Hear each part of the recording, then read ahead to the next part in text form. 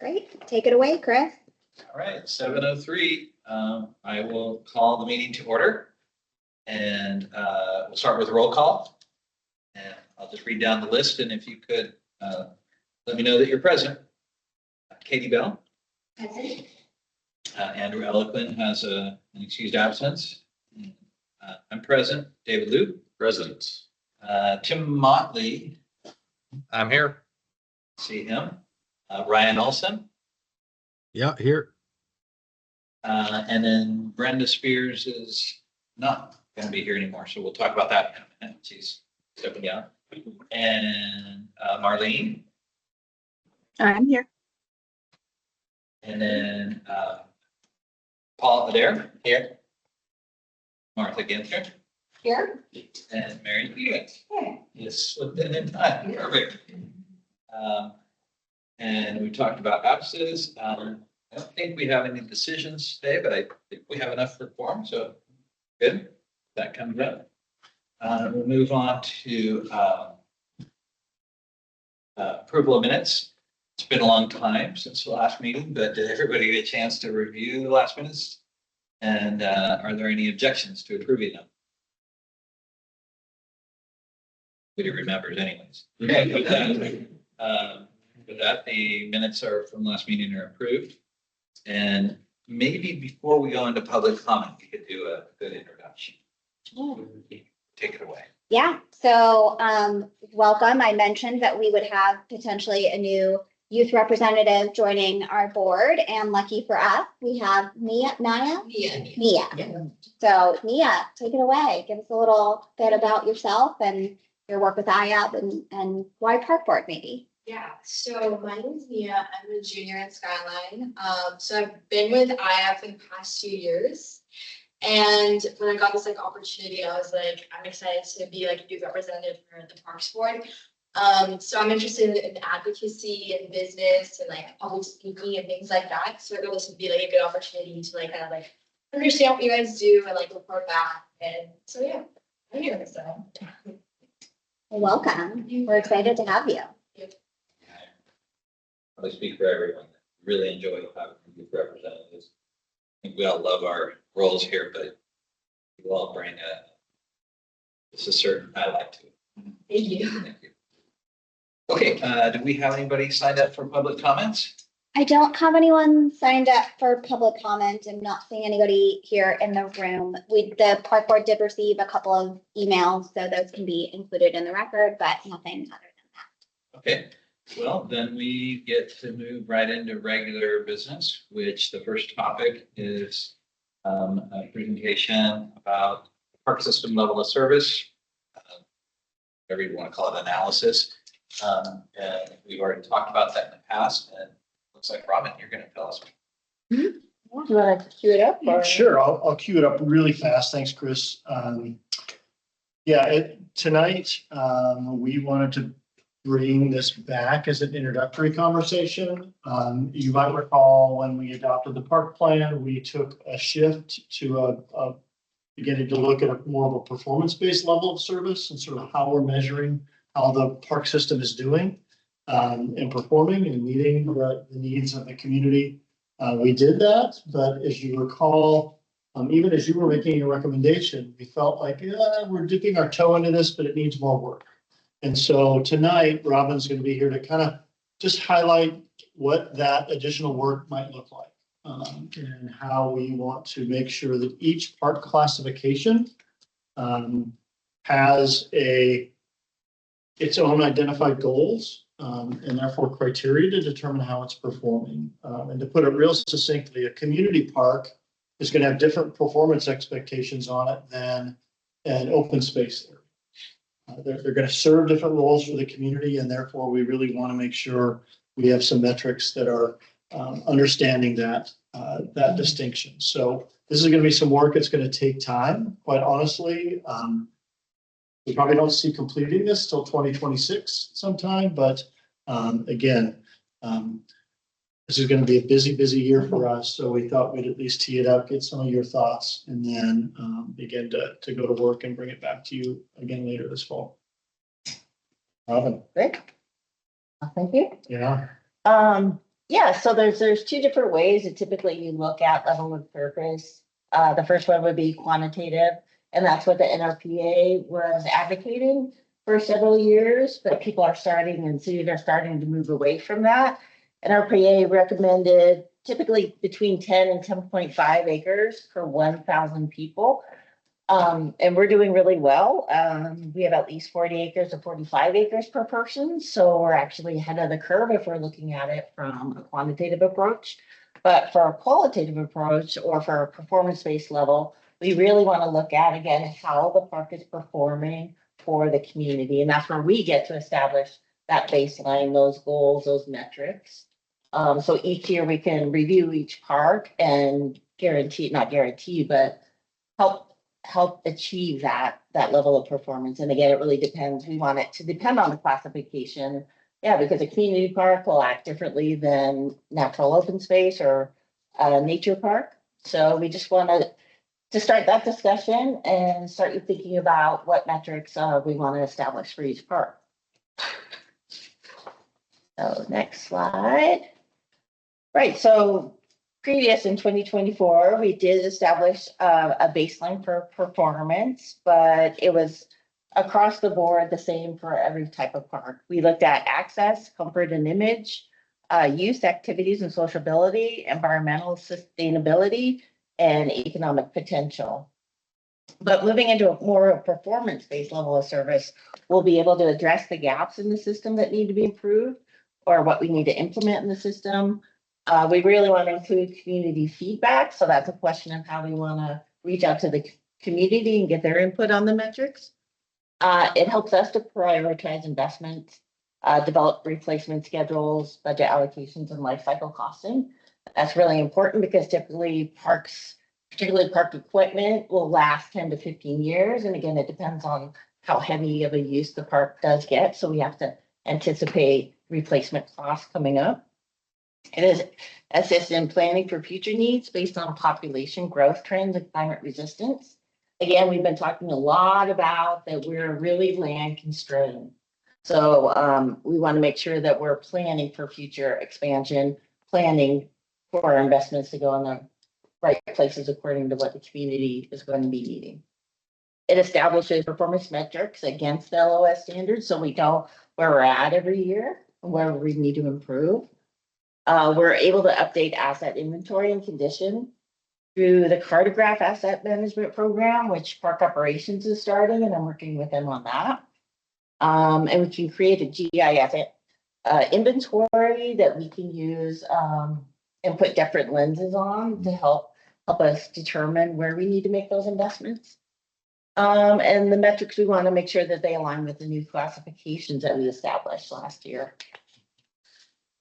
That kind of. Robin, Yeah. as just a thought as you're hearing this, and as Robin's about to go through and sort of remind you all the different classifications we have in the park system over these next couple of slides.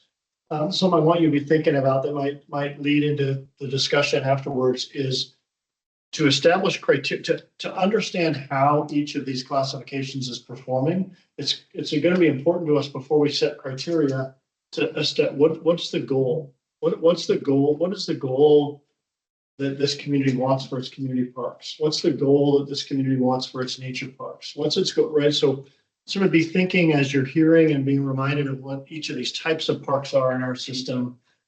Just be thinking sort of goal, what should the goal be? Or what a good performing acre within that type of park, what should it be doing? Mm-hmm. Sorry, Robin. Oh, okay. And the next one. And just a recap on the classifications that we developed last year. Our community park is probably going to be our largest park. It's dedicated for multiple neighborhoods and a larger population.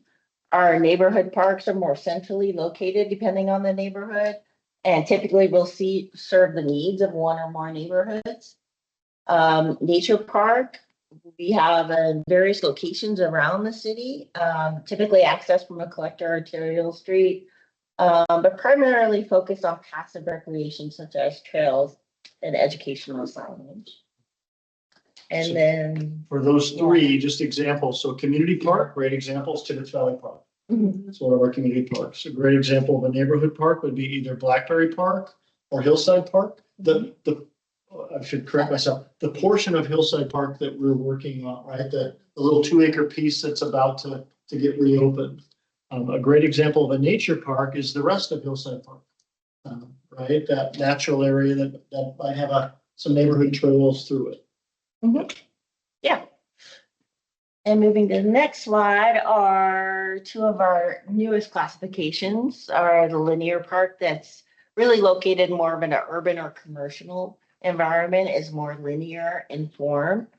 Our Greenway Park serves the needs of multiple neighborhoods, but really is primarily focused on a natural landscape with a minimal amount of passive recreation.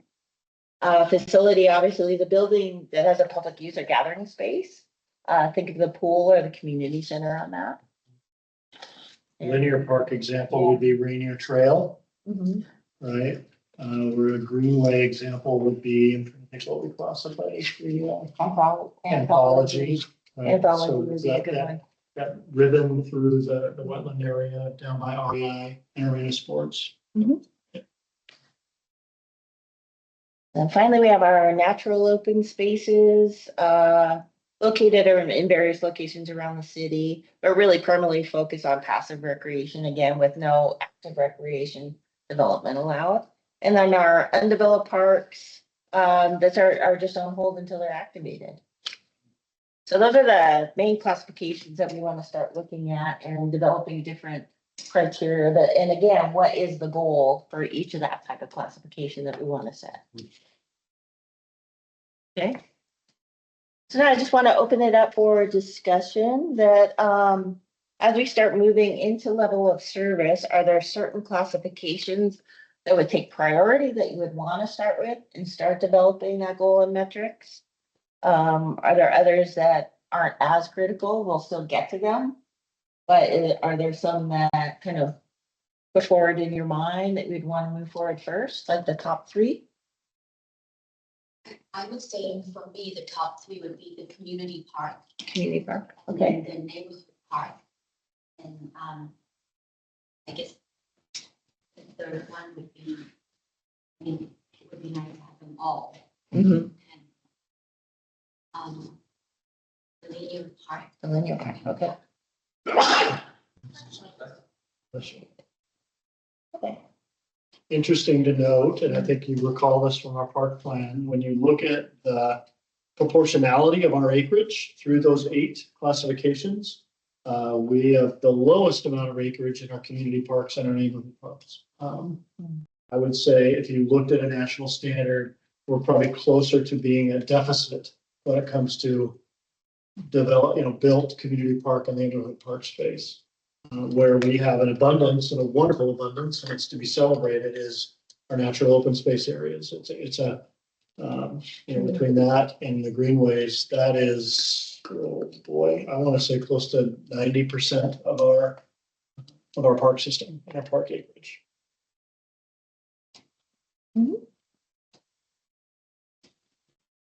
Anyone else? Does that feel like a good start? Does just start with those 3? And we'll start establishing kind of a cadence to look at those and come back.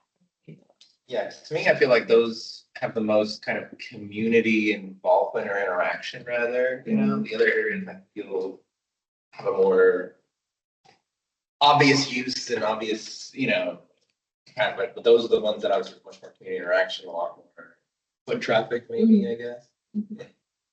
So the performance has a lot to do with active uses. Yeah. Or diversity of uses. The performance expectation on our open space is really important, but that's going to have habitat, critical area, environmental, right, and natural goals as well. Our community parks and neighborhood parks will also. Right. Yeah.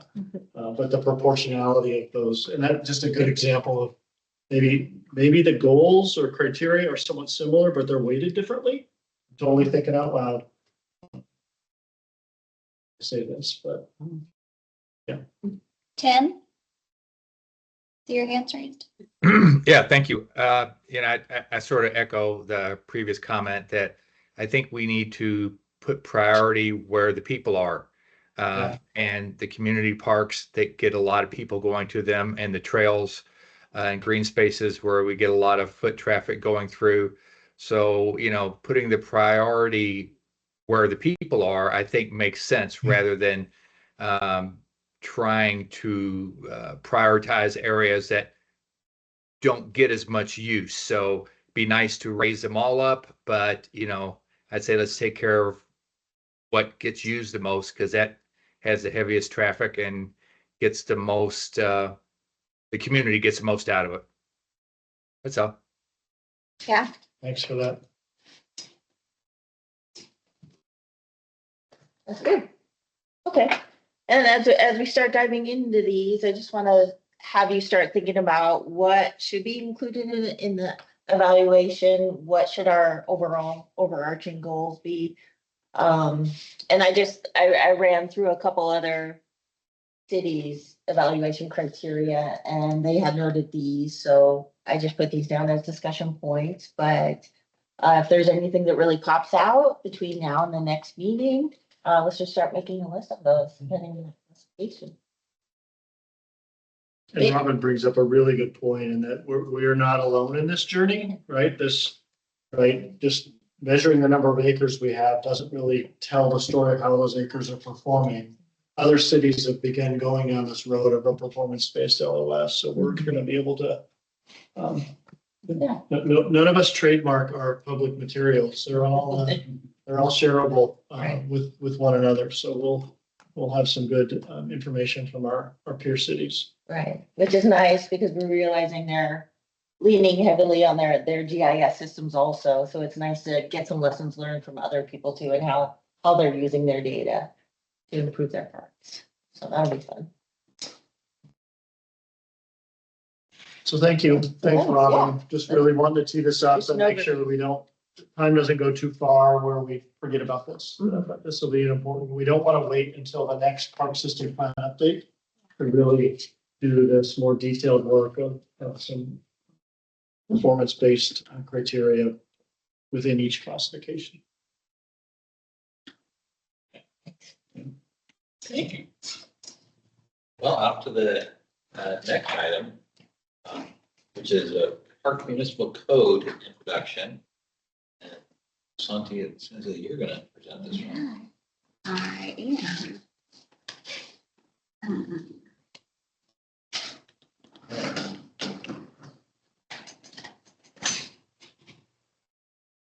Park code.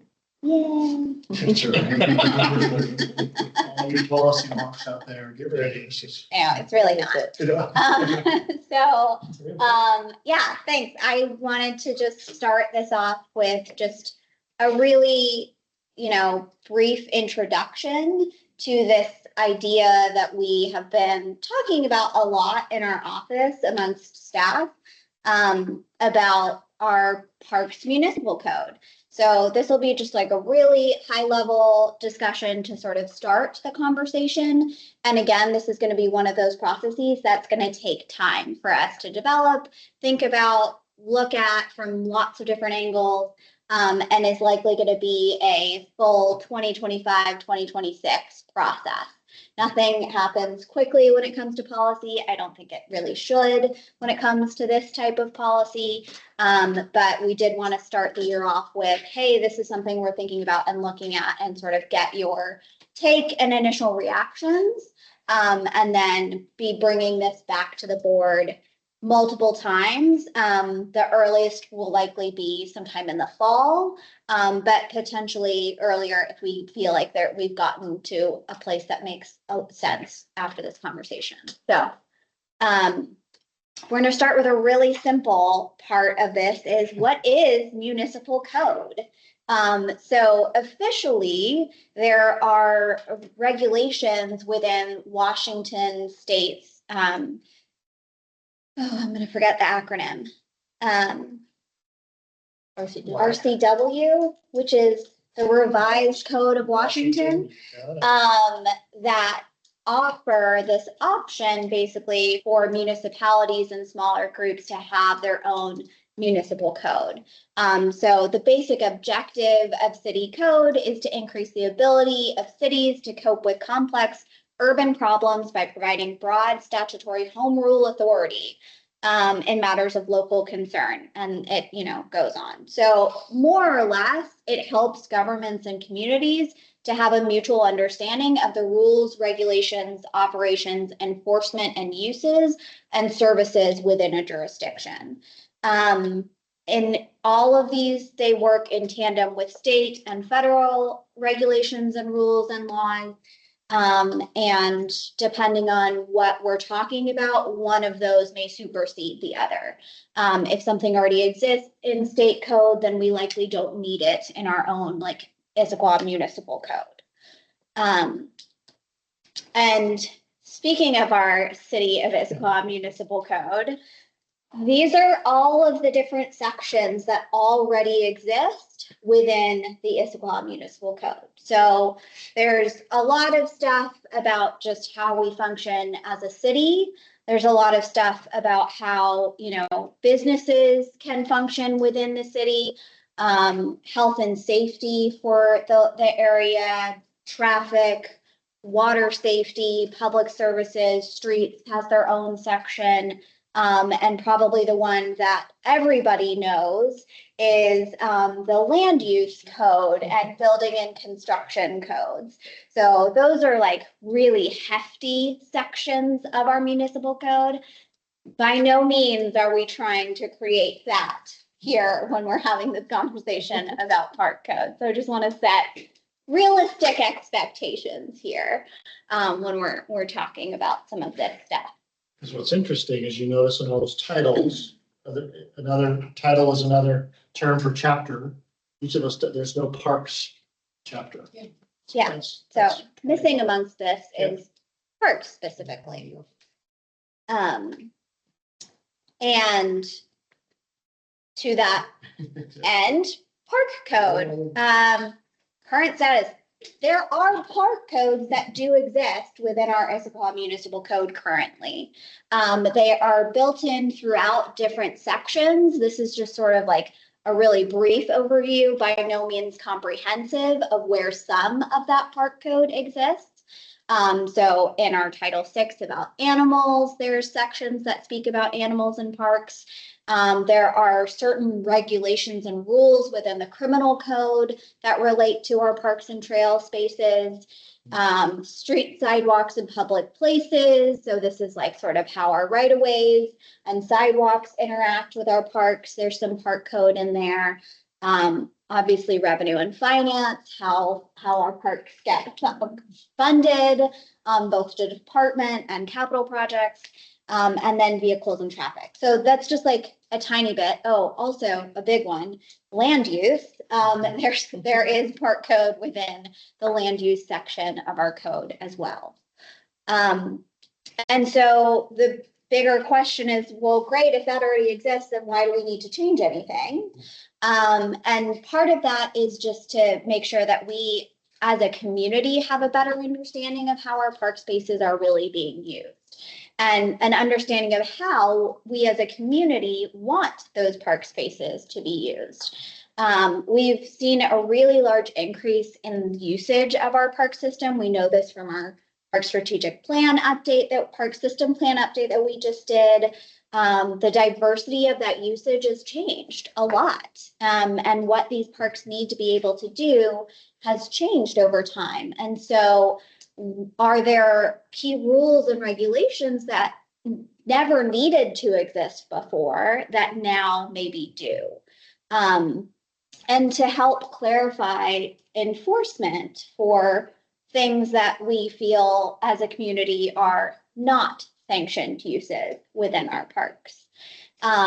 There are lots of peer cities that are doing this, that have gone through sort of this review. Jeff's going to have to remind me on most of them and where they are, but City of Redmond did sort of a big update recently to their park code chapters. I believe City of Kirkland is currently underway and reviewing it. Who else? Sammamish just went through a recent one. Yeah. I guess just to add to this, as a best practice, most cities have a parks chapter Right. in their code. We're the anomaly. We're the odd one in that we don't have a specific title where parks related items, rules, regulations, enforcement are consolidated. So, but as Salty's saying, again, and as we were saying with the level of service work, we have peer cities. We have really good examples of. This isn't something we're going to be blazing a trail on our own. So, yeah, just a little bit in there. And then more or less our process for how we think and I'll say hope that this process goes. So the first thing is really just reviewing our current park codes. Where do those all exist? In what chapters and what titles? How many of those maybe need clarification and updating and potentially consolidating into one other section that we create for parks? And what makes sense to just stay and live where it is because it's working. It was just recently updated.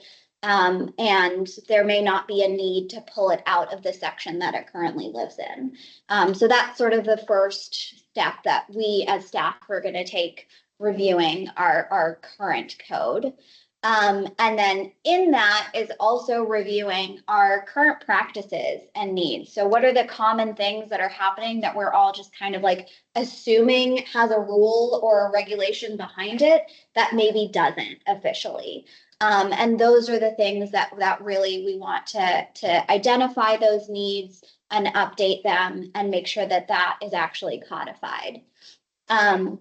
And through all of this, there's going to be community engagement to make sure that we're understanding, you know, these rules that we're thinking of putting in place, how they're going to work today, but also how they're going to work in 5 years and in 10 years, and where they need to be able to have flexibility to change and update.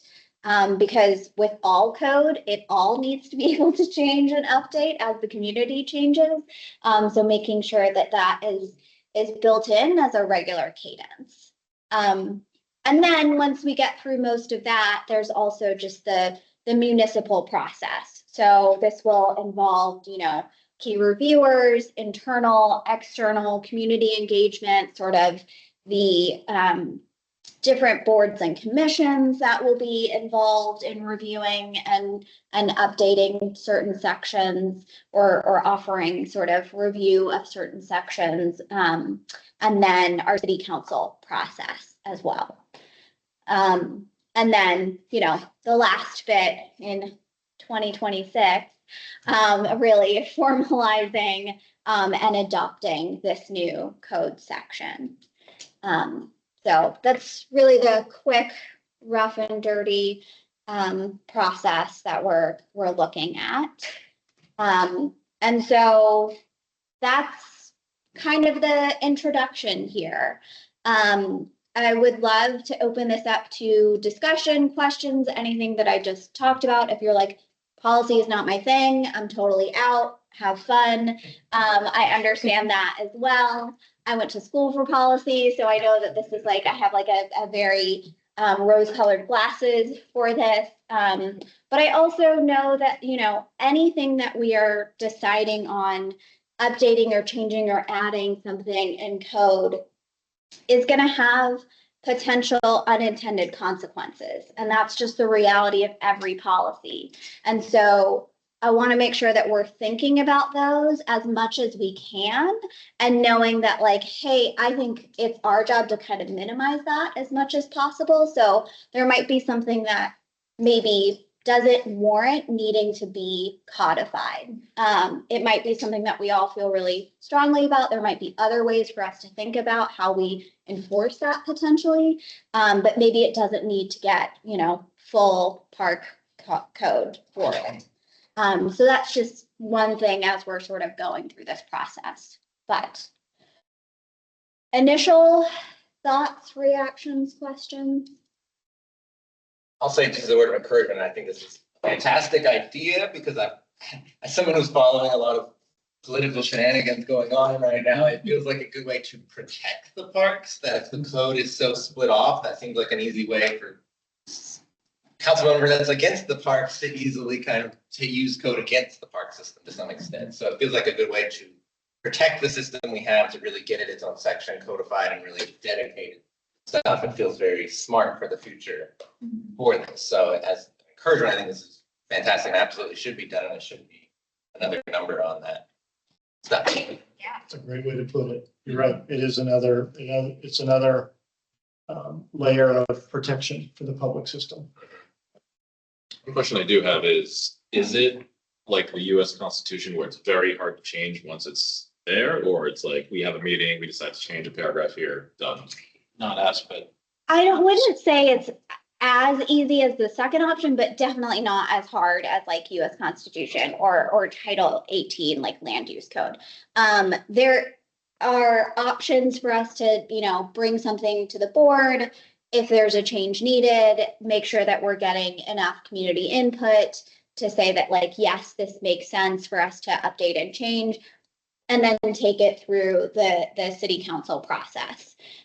So it is something that does change, relatively easy. Yeah. Municipal code is administered by staff. It's governed by council. Mhm. So, and I think for good reason, any in that, so this process where we're saying, hey, we as staff and as community think creating a parks chapter makes a lot of sense.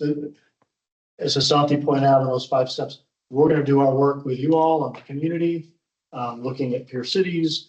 And then we ultimately present that data to council and say, we think this is really important. They say yes or no, they make the change. And then should there, something I were joking a couple of weeks ago, right? This is not the George Foreman grill. You don't set it and forget it. Code needs to be reviewed.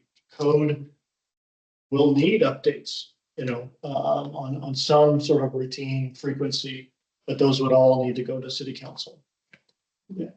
Great question. And then, Tim? Hi, yeah, so what pops to my mind is just from what we were just talking about a few minutes ago about the different kinds of parks that we have.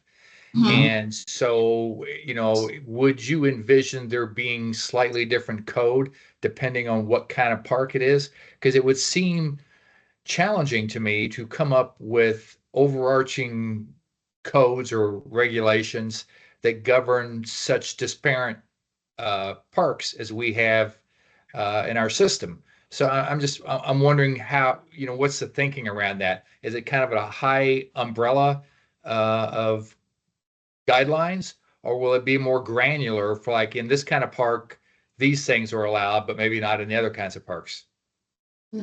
Really, really good question, Tim. I'll take a first crack at that. Yeah, I would say, if you look at how other cities have sort of organized their parks chapter, their parks code, it's probably primarily those overarching rules and regulations for the entirety of the park system. Understanding that certain elements of the code might apply strictly to to open space areas, or more or less to the active development areas, but code isn't organized by classification. This parks chapter will also work in a complementary fashion to all the other chapters of the code, right? So the land use code doesn't just go away. So a lot of our different types of park classifications will still all need to obey and work within, critical area protections, conservation area, right? So sort of what's allowed, what's not allowed, where's a trail allowed? That's not necessarily in a park code, that would be land use code, right? So this is, I think, by practice, the parks chapter is focusing more on what's allowed and not allowed, what rules and regulations, how do we want to handle electric bikes on our trail system? How do we want to, look at dogs and dogs off leash? So it's, it's more of a system-wide look than prescribed look by classification. Okay, that helps. Thank you. Yeah. Really complicated. Yeah, it's a great question though, Tim. I think this is a great opportunity. I'm so glad to hear you say that you like this. It is, having worked with code in my career, it is sort of like a hydra, pops up multiple heads and everything all over the place. And you do end up finding conflicting sections. Yep. Conflicting language unintended because someone wrote this one year and 3 years later, someone else wrote this and the conflict was never even identified, let alone resolved. But this seems like an opportunity to really fix a lot of things that can be very challenging. One example, just real loosely, is the Untitled 18 has new requirements for planting trees for canopy coverage. That's great when someone wants to pave an entire site for development. But that can be complicated when you're trying to do an athletic field. And you can't have trees in the middle of a soccer field, baseball field, or whatever. So there's opportunities to apply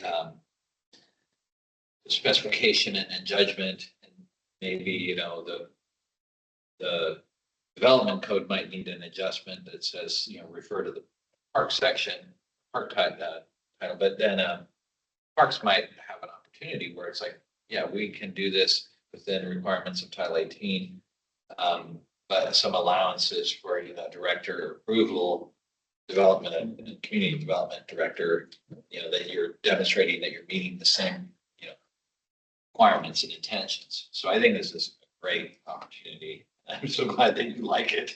I say that now, famous last word.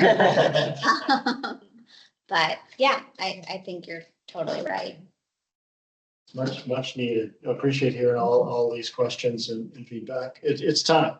And it's been time, and I think we've been making as a department a lot of progress on standardizing stuff and modernizing approaches. And this is a really important step to both protect the park system and also clarify and be transparent with the community of what's allowed and not allowed within our parks. To that end, as sort of like a teaser, I guess, are there current park uses that you all know, notice, see, observe that you feel like could benefit from clarification or potential codification? A few examples that have come up at my time, I will say, at the parks, is sort of the usage of drones in our parks, the use of e-bikes in parks and on our trails.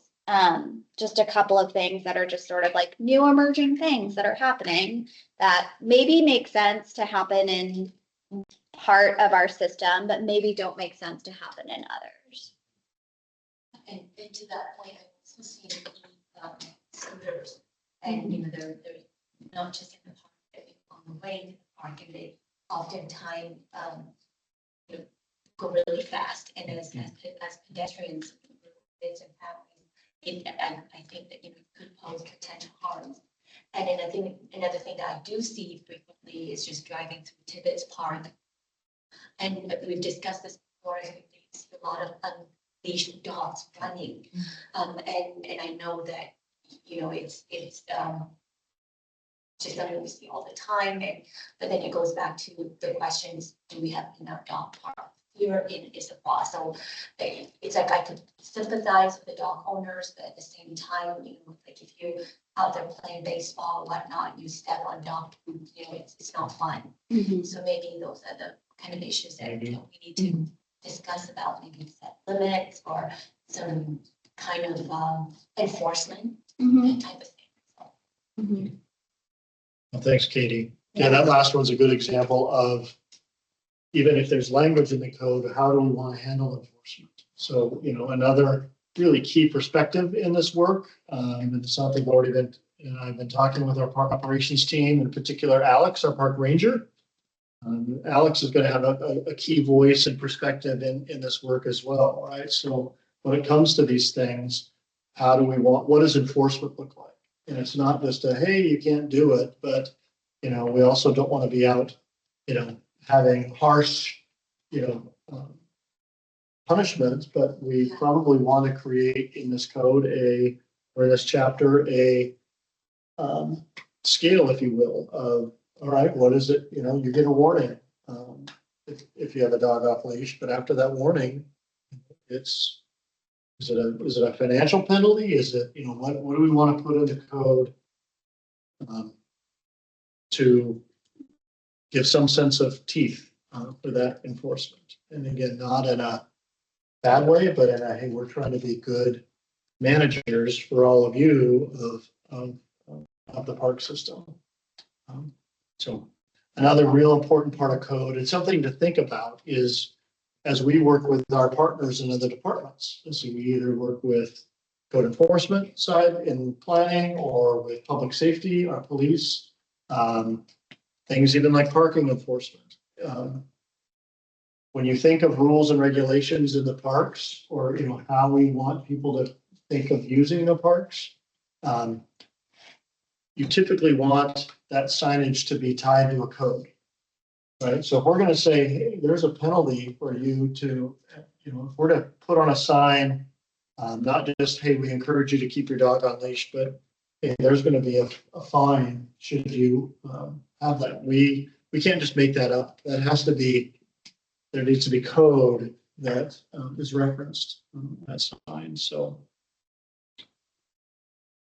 yeah, the goal is not, again, to turn our park rangers into Enforcement officers, hall monitors.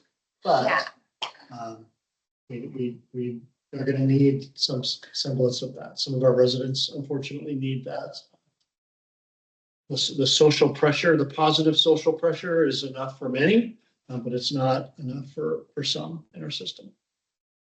And there may be things that come up through this where we realize, great, we need to have that and have some code and enforcement, but we also need to do this other sort of like development work, right? That we just need to do as a city because we're not there yet. And that's why we're having some of these interactions. So that will also be part of this. Because to Katie's point, we are working on a dog park, but we don't have very many here in the city, and for the city at least. And so, you know, maybe that looks like, great, certain times of day, certain usage areas can be that until we have this other, you know, need met for the community. But yeah. Seems like you hit three of the really important ones, the powered bikes and the dogs and the drones. You know, one time I was at Confluence Park, and there was somebody who was kind of neat, but, you know, of course, terribly annoying. The scene going in and out of all the trees like this, and, you know, it's impressive, but only, you know, pleasurable for one person. So, but at the other end of that is, you know, say there's a wedding at Pickering Barn and they want to do the photo shoot, or even just some of the nature shoots, you know, maybe there's a permitting process to, you know, for an allowance to use a aerial vehicle like that. Mm-hmm. Yeah. Yeah, that could for sure be part of that we look at. I will make this one caveat before we move too far into it. Depending on where we want to do some consolidation and or update, some of it will be easier than others. So to David's question, how easy is it to change code? And Chris, to your point of, hey, there's maybe some conflicting things in land use code. Land use code is one of those code sections that's very hard to change. There are lots of layers that have been built into that will need to be met before you can actually make a change. So some of that is, you know, open public hearings. There's a DEPA review. There's two other boards that have to sort of review and approve and discuss and have sign off before we even hit the, hey, council, here's our recommendation. So that might be a section that we don't fully tackle in this first round of creating our chapter, but will be something that we'll be reviewing of like, hey, no, this doesn't make a ton of sense and might not be something that we decide to change with our park code that we're looking at, but might be something that we have conversations with our colleagues in CPD to be like, hey, Title 18 is getting an update. We need to have this conversation when that's having that update. So just want to put that out there. That's a good point. Not all chapters are the same. Yeah. Right. Yeah. Well, To that end, would this chapter end up having a lot of safeguards on it once it's made? I mean, that's Got it. definitely up for discussion, right? Yeah. Like, how much of that do you want? Do you want it to feel really, I'll use the term, Hassan, these words, onerous to do those updates and changes? Or do you want it to be flexible to really be able to meet the community's needs? With the idea that like, it also needs to still be protecting, right? Like the ultimate goal of this is protection of this great resource that we all want access to. That's really the main goal here.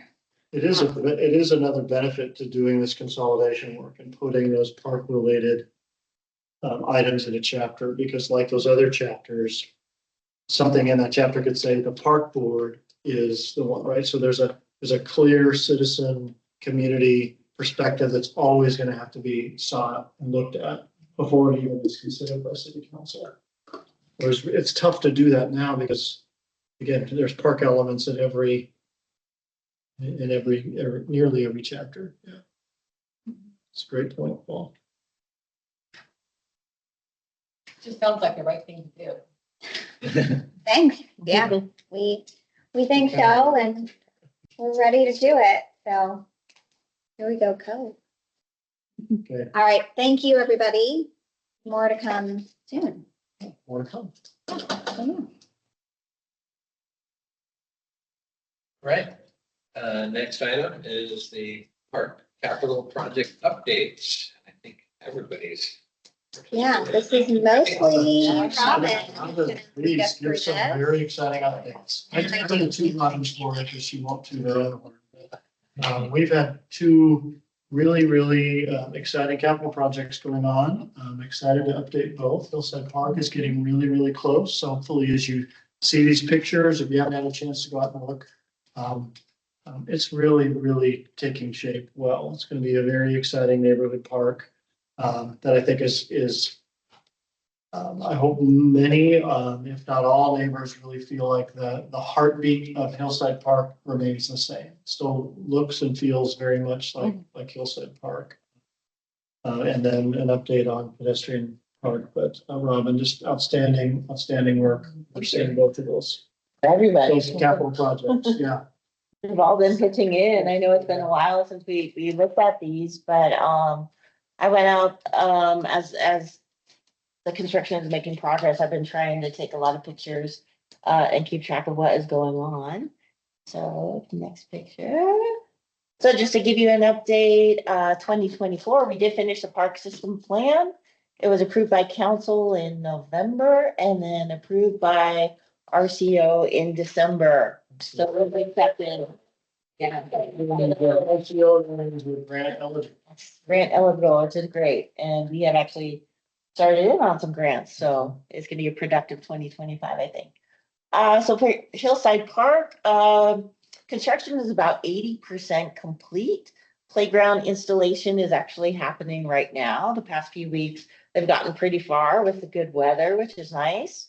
And I think, I don't know if Hassan, were you able to get those Friday photos? It's exciting. It's cool to see the playground equipment in and see everything coming together. Nature path is all done. That feels really good. A majority of the ADA accessible path is in. We have furnishings in, so it's really starting to come together. Plantings are in.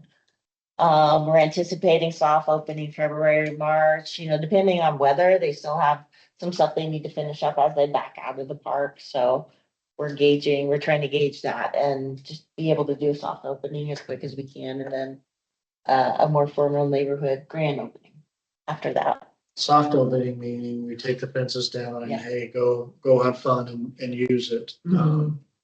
before, we're not gonna wait to cut a ribbon before the community can, or the neighborhood can start enjoying that Right. space. And Veterans Memorial, I don't know if you've been around downtown, but Penn Park is now, they finalized the demo, I think last Friday. So they're getting ready to dig for that vault for the mechanical equipment. And then the senior center is actually progressing much faster than, we can't keep up with them. They're moving so fast. It's a really, really good team to work with. So, they're actually finishing up the storm drain system this week, which is surprising, but it looks completely different. So if you haven't seen it yet, please walk by, drive by. It looks great. And then we just, there we We'll go. start with Hillside Park. Yeah. So this was happening back, October, I believe. They finished up the cutoff drain and the dissipation drain for the ball field. That's the top two pictures there.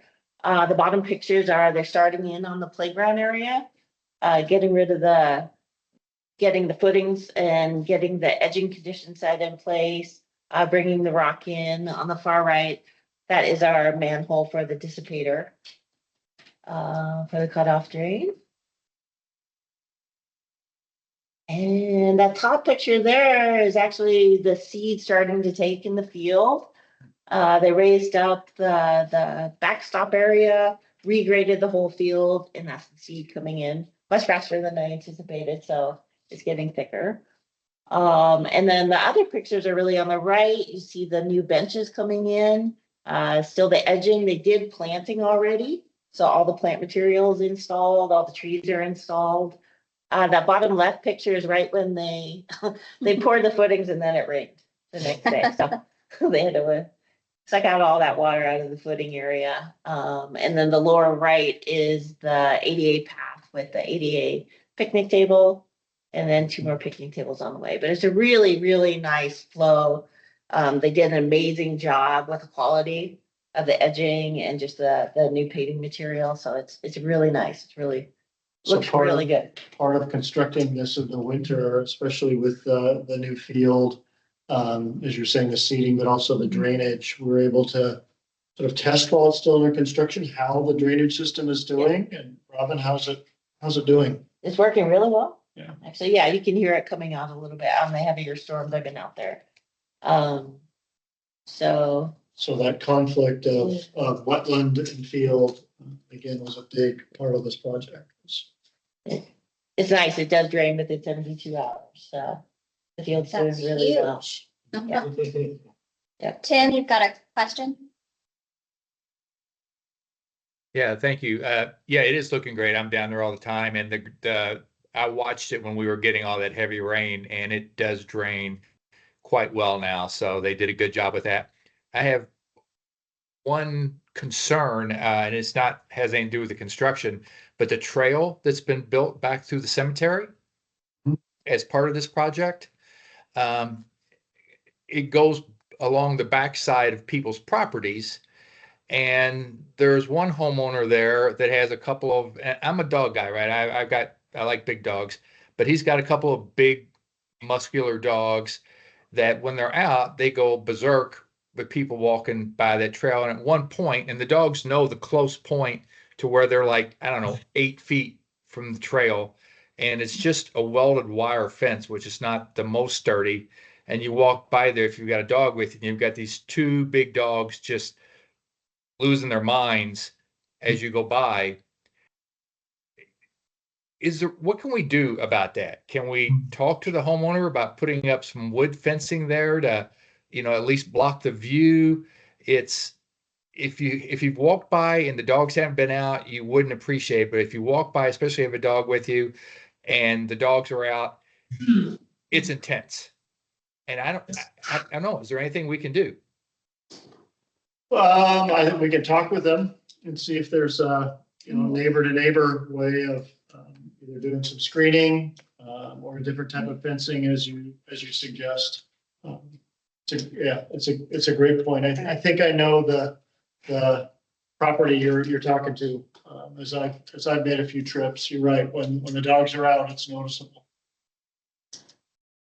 yeah, it's going to impact people walking along there. It's a beautiful trail. Great job with that. It's just, Sure. it's a thing now. And so I haven't gone and spoken with them, but I wanted to wait till we had a meeting. I could bring it to the board and we could talk about how we want to handle it. If you want me to go just as neighbor to neighbor and be like, hey, you know, what do you think about putting up some wood Yeah, fencing? I would suggest we as staff, as the city, reach out and have a conversation. I wouldn't want it to feel like we're requiring them to do something, right? They have every right to do what they want to on their property with their dogs. We'll just have to sort of see how that conversation goes, to the degree that we could do some screening on the city part, the city side of that. That might be something we need to consider, as well.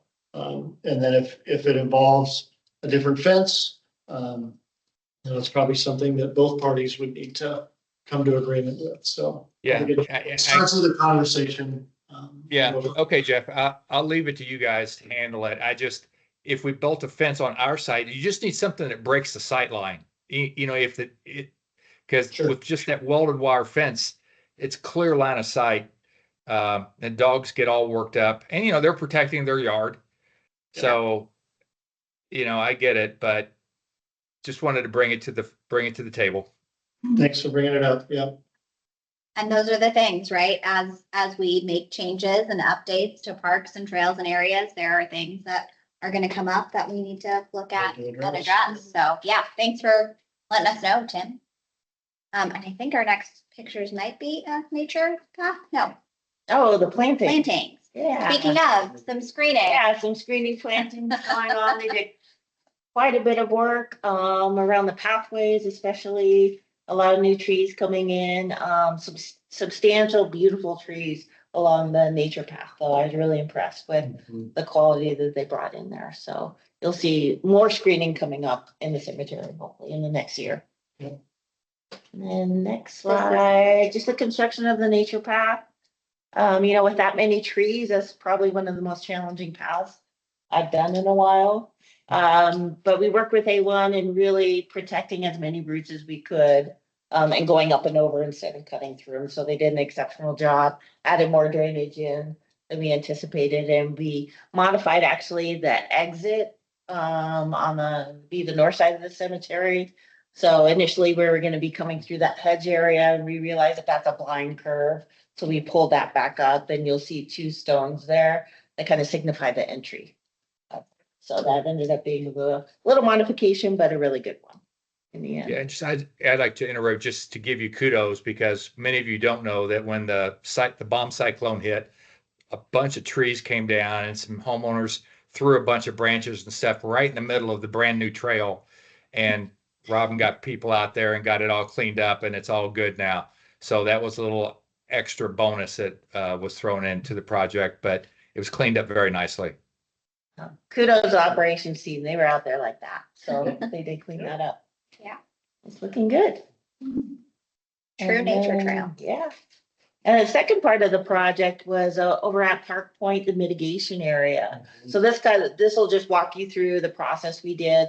This is particularly the wetland area, which once you're out there, you just don't realize how big it is in real life on the site versus what's on the plan. So it was pretty impressive to see.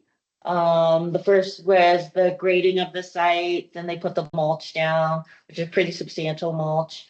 And then the last two are the planting within the wetland area and then in the buffer zone as well. And we went out there to do a punch list on a really rainy day, which I'm glad we did because the wetland is already taking shape and in effect. And that we're at the point now where we can take the wattles off of the edge and combine the two wetlands together. So really successful. I think that junk is actually doubled in size within a couple months. So it's doing really well and performing really nicely. True wetland. It's a wetland. We have a wetland. And this becomes, again, one of those balance goals. So there's that word balance, right, that we had in our park plan. This project is a great example where we had a wetland and a field trying to do the same thing at the same time. I think it's not, neither of them are going to perform well. But hopefully now we're gonna have a neighborhood park play field that's gonna perform a ton better, and we're gonna have a wetland within the Issaquah Creek Basin, so still within the same basin, but ecologically and environmentally, it's gonna perform so much better than it was. Really not doing much for the environment up there. Really great. Oh, now on to the Veteran Memorial Plaza. Just some before and after pictures. This is Ped Park with the arbor still up. The front of the senior center.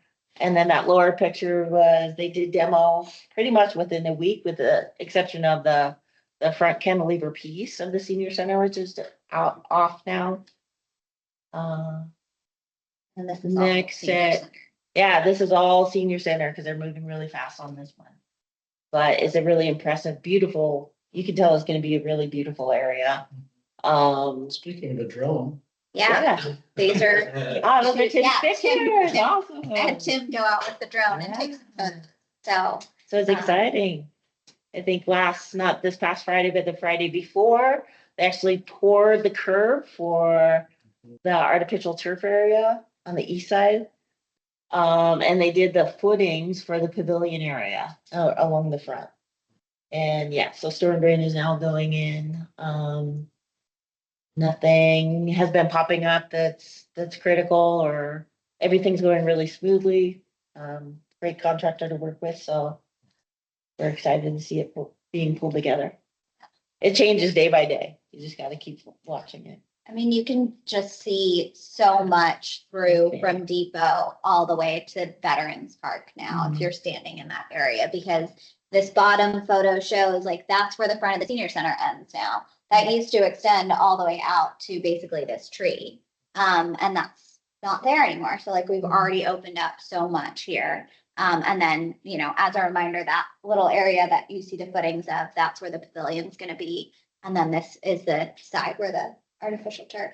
Right, the Activity bocce ball, Yeah. cornhole, any mix of activities. I think one of the big goals of this portion of the project was, and I hope it's gonna be true, in terms of feel and placemaking, the senior center is gonna feel like it's part of the park. Where it never really felt like it was part of the park. Pedestrian. Yeah, and then pedestrian park, just more of the demolition that's happening out there. Talk about a big space now. That space is dramatically changed and feels a lot better now. And again, your sight line straight through either the Sunset on the corner or back into the Depot area. It's really disconcerting when you walk by, because Yeah. Right. I know.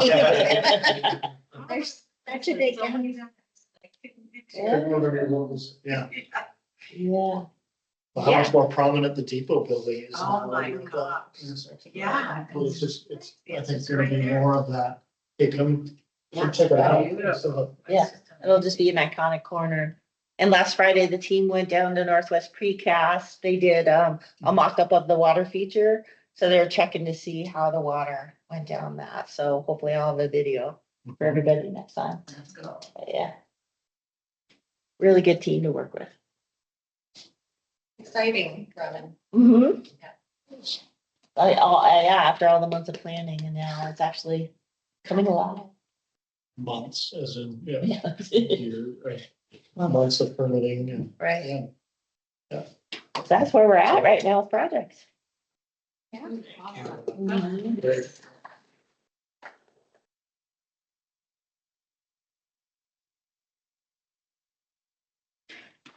Okay, that's all our regular business. We'll move on to reports. So director. Oh, I guess I'm first, aren't I? Yes. All right, you know what, I'm gonna, I guess, start with, wow, since we last met, Ryan, you have a question? Comment?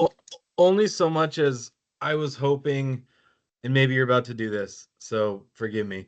But as you get into your director's report, is there some type of information, direction, expense impact that you can provide based off that bomb cyclone and how it's impact our parks? It sounds like you're about to roll into that, so I will just sit back down with my I'll pay hand. you off screen. Yeah, no, perfect segue. Thank you, Ryan. Yeah, so a lot happened since we last met in the middle of November. That next week, obviously the bomb cyclone hit, yeah, impacts were significant. I hope all of you and your homes are okay. It's pretty clear from local news and even us making the national news. Issaquah really was the epicenter in many ways of that event. And so that week was a bit of a blur for us as a department. I want to give really kudos to the entire city for response. In particular, this department and how it responded. We pretty immediately realized with the power out all throughout town and the likelihood that it was going to be out for a long time, activated some resource hubs. We worked with the fleet crew and got a generator over to the senior center and converted that into a resource hub where people could come and warm up. IT came with a lot of power and Wi-Fi for folks to be able to charge up and get connected and do work what they weren't able to do at home. And that was open there at the senior center for 5 days. Within that first day we were open, we had easily, oh my goodness, I guess 600-700 plus people coming through. It became so popular, we opened a second one at the Pickering Barn. So through the end of that week and into the weekend, we had 2 resource hubs going. Again, a community that was very appreciative of that work.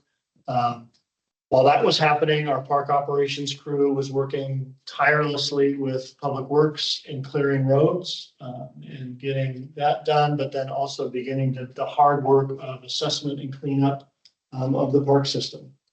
In terms of impacts, we've been working with our emergency management folks to not only assess the number of trees lost, but put a value to those. Not exact numbers, but when you look at our developed areas within our park system, so our community parks, our neighborhood parks, our street right-of-way trees, we're about 300 trees lost within that, just that. Then within our open space areas and the 1,000 plus acres of open space, probably another 1,000 to 1,200 trees lost within our open space. So easily in the neighborhood of 1,500 trees lost. A lot of those that have been cleaned up are in the process of getting cleaned up. A lot of the trees within our open space area, as the park operations team is assessing, we'll probably leave a lot of that in place for habitat. But it's really going to bring to mind, what does replanting begin to look like? Coincidentally, that same evening, the bomb cyclone hit November 19th. Dan Hintz and I were scheduled to go to the City Council Services, Safety and Parks Committee meeting that got canceled that night for recommendation to adopt the Urban Forest Management Plan. We're going back tomorrow night to try again. No heavy wind is scheduled.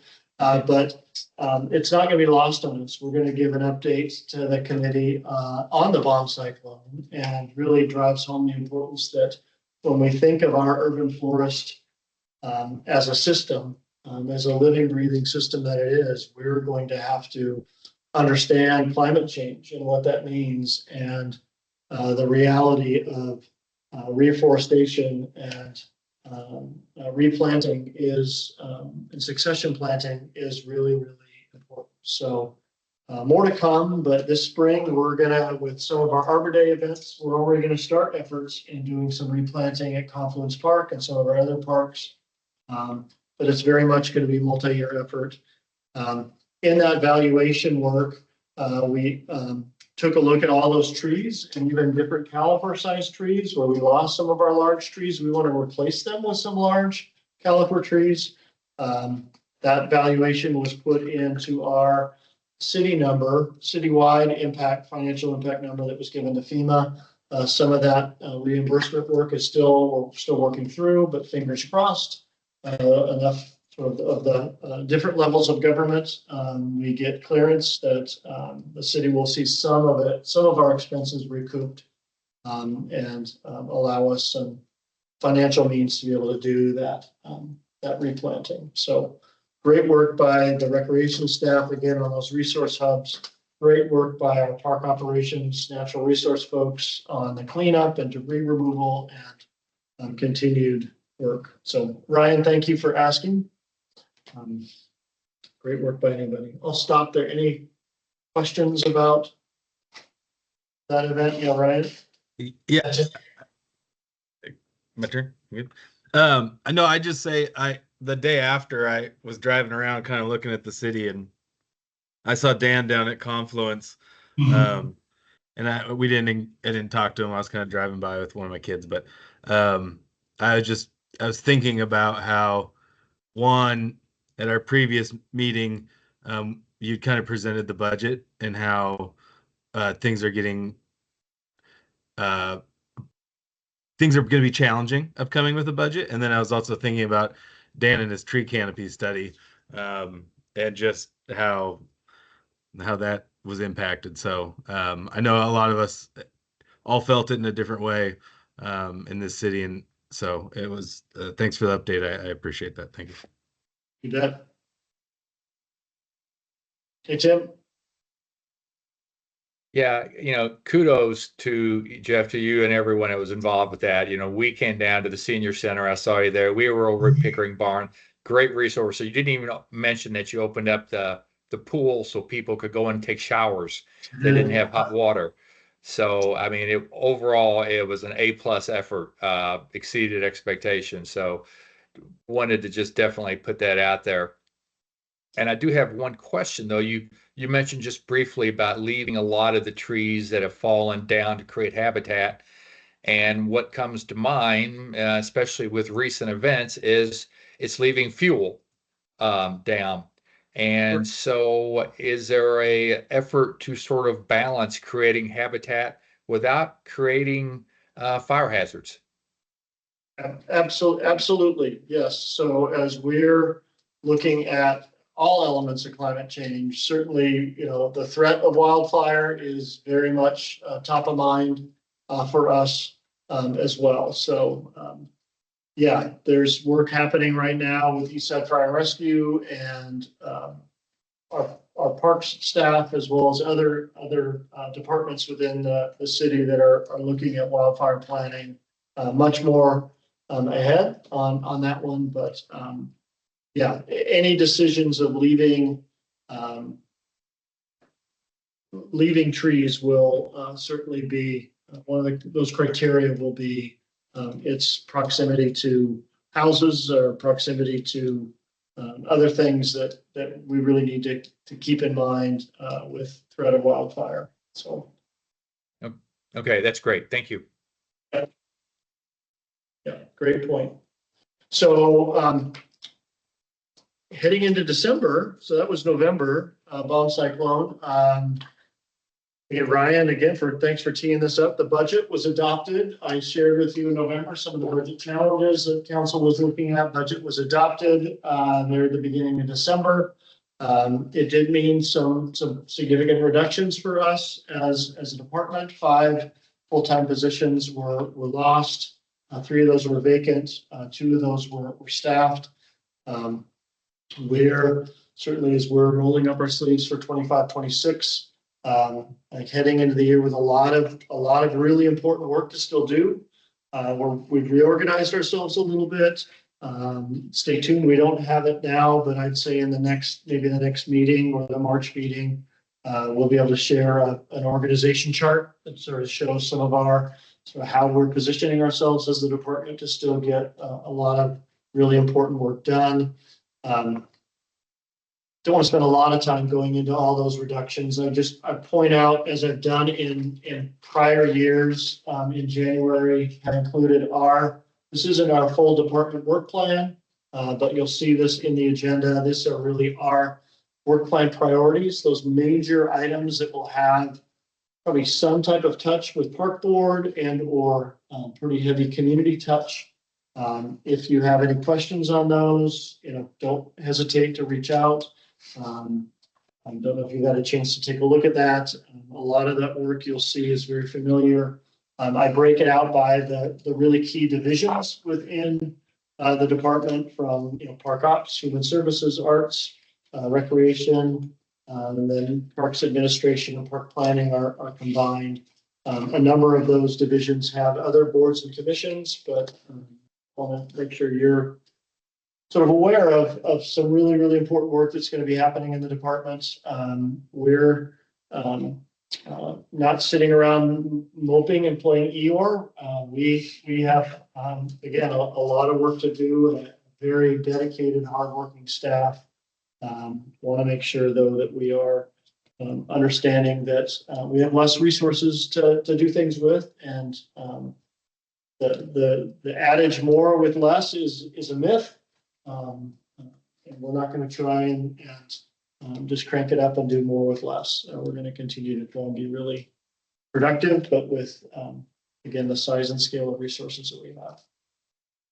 I think what that means primarily for what you're going to notice with Park Board and really our park capital programs, we are now down to one park planner, Robin, our park planning and development manager. Whereas last year we started January with two staff in our park planning group. So we're going to certainly calibrate and resize our capital projects and some of the capital planning that we're doing to, again, do it with quality and do it really, really well. So that's it for me.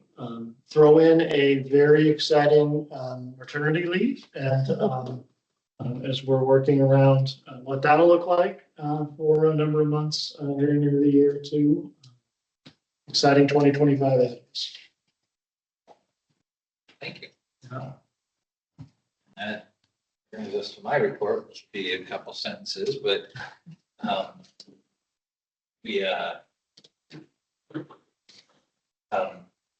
Brenda Spears has resigned from her position. And so we'll be looking to fill that, I guess, this spring when we typically recruit people. But point there is it's not too early to start thinking about people you might reach out to if you know them. And go from there. I don't know if there's anything you would like to add to that. Yeah, I can add. Brenda really enjoyed her time with the board, wanted to say thank you, was not looking forward to leaving, but made a decision to resign at the end of last year. And will, still be involved in park things, obviously, but just needed to make that change. So we will be recruiting for her position as well as Nicholas's position that was vacated earlier within this next sort of recruitment cycle. So I have a couple of things in other business if you have more for your report that I can. That's it for me. Oh. Going to other business. Anyone have anything? Great. So I have two. Recruitment cycle is going to be starting for this next group of positions. So we will potentially have a few positions that are up for either if the person wants to reapply, or we have these other two positions that are already currently vacated that we'll be recruiting for. That process will start, I believe, already at the end of January. So I'm going to say beginning of February. The application will be available for folks that are interested in joining to apply. You all have been through that process, so you know what that looks and feels like. And as Chris mentioned, if you have neighbors or friends or folks that you've been connecting with that you think might be good fits for the board, by all means, please do direct them to that. Or if they have questions, you can direct them to myself and Jeff, and we can have a really, informal conversation with them ahead of time if they have questions before applying. But that process will kick off in February. The application is usually open for about a month. And then in March, We will sort of review those applications and who put park board first, second, or third as their options and sort of go through that and reach out to have conversations and what we call interviews, but I like to think of them as just conversations with folks to gauge their interest. With that happening in March, typically we have a panel of park board members that are part of that conversation. It's usually our chair, Chris, and vice chair, Marlene, and then one other park board member. So if there's anyone that is interested in serving that role, has some flexibility, those meetings typically, we probably have 4 or 5 of those conversations, I would say, in each recruitment cycle. And they can range from, I try not to make too many of them during the workday if we can, sort of put them in the evening because these are mostly evening commitments anyway. But just something to think about in your schedules if you're interested in participating in that panel, let me know. You can reach out by email. I'm not soliciting right now in this meeting. And then, come April, those positions that are ending will end. So April will be sort of the last meeting of this whole group, potentially. And then in May is when new members will start. So fingers crossed I'll be here for that first meeting and then the new members, but also maybe not. So Jeff might be welcoming our new members this summer. But yeah, that is happening. So that's my first one. So just be thinking about that, who you might want to tap in your networks. And if you yourself are in one of those positions that's reoccurring, I think I've already reached out to everybody and heard from. I think we're good. And then the other item that I wanted to share with everybody, and I haven't sent an email yet because I don't like to send you too many emails, but I will send one tomorrow. There is a strategic task force that the mayor is putting together regarding facility usage and needs. And so there's an opportunity for you all as park board members to serve on that strategic task force. There have been a few strategic task force here at the city, and sometimes we have park board representation, sometimes we don't. So I will say that I think it's always good to have that perspective from this board. If anyone has that ability and time to serve on that particular item. I will send an email that has all the details, sort of how much more of a time commitment it is, how many times they're thinking of meeting, and sort of the scope of what they're looking at. But I did want to make mention of that. Just to add a note, thank you for mentioning something. And yeah, the email will spell it out, but just a finer point. The mayor is really wanting a significant sized community group of resident representatives to help really look specifically at not just facilities in general, but a general government facility, city hall. What do we as a city want to do about a city hall? It's been a significant question mark in this town for a long time. Very important question that needs to be answered. Actually already applied to that. Oh, great. Oh, that's great. Love it, Paul. Same. Okay. Oh, Fantastic. look at that. Great. That's Great to fantastic. hear. Right, well, for others, I will send it if there's more that are interested. Absolutely.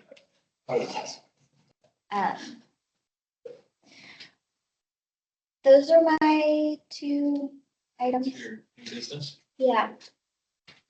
Big thank you, Asante. I'm sorry, Chris. The park board, I did mention on the director's report, park board work plan is also in the agenda packet as we did last year. That'll be something that'll just be, we might not reference it every meeting, but it's there for you to take a look. Sort of what we've been covering, if you want to do a look ahead as well. Thank you, Chris and Marlene. We meet monthly with Chris and Marlene to sort of build agenda and try to look not only at that upcoming meeting, but a couple meetings ahead. But Asante, thank you for putting that work plan together. It's really good. Just real quick, I will be absent the next meeting. So we'll need a substitute chair. Not that hard to do, but somebody. And do we have any other business or announcements? Okay, next meeting is February 24th. And with that, we're adjourned at 8:28. Is that a record? We're close. Thanks for a record. It's top three, it's definitely, top three, top five, somewhere. in there. Everyone. You all. Thanks, everybody.